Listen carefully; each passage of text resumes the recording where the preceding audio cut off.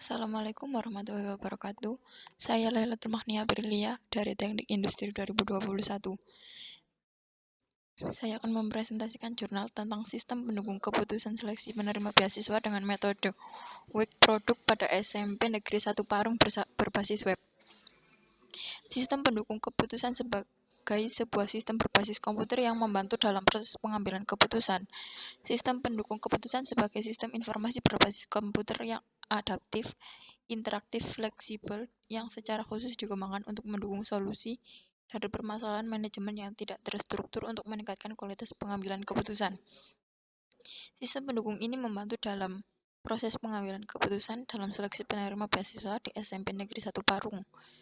Dalam pengembangan sistem pendukung keputusan, penulis menggunakan metode WIC produk sebagai metode pengambilan keputusan. Beasiswa dapat dikatakan sebagai pembiayaan yang tidak bersumber dari pendanaan sendiri atau orang tua, akan tetapi diberikan oleh pemerintah, perusahaan swasta, kedutaan, universitas, serta lembaga pendidik atau peneliti.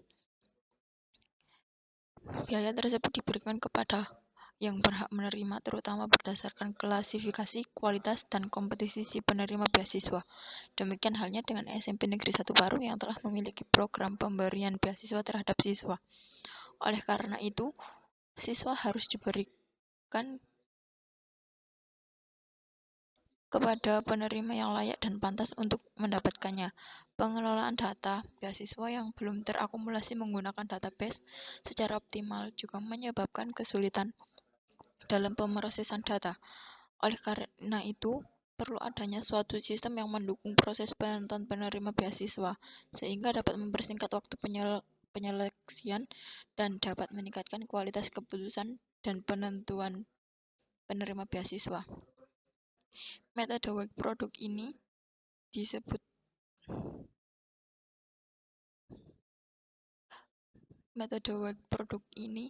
menentukan nilai bobot untuk setiap atribut, kemudian dilanjutkan dengan proses pemeringkatan yang akan menyeleksi alternatif terbaik dari sejumlah alternatif. Dalam hal ini, alternatif yang dimaksud adalah siswa yang berhak menerima beasiswa berdasarkan kriteria yang ditentukan.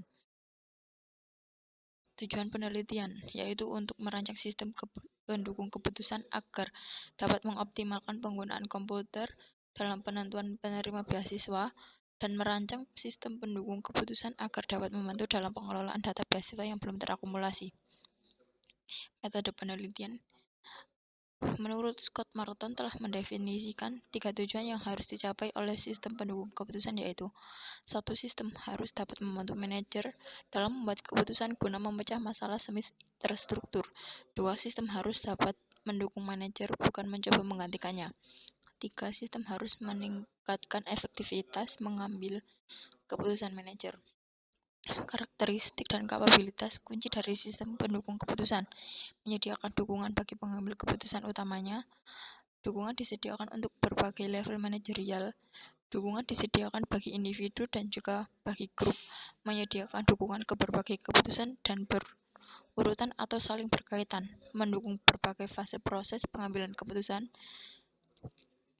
Bisa beradaptasi sepanjang masa. Pengambil keputusan harus reaktif.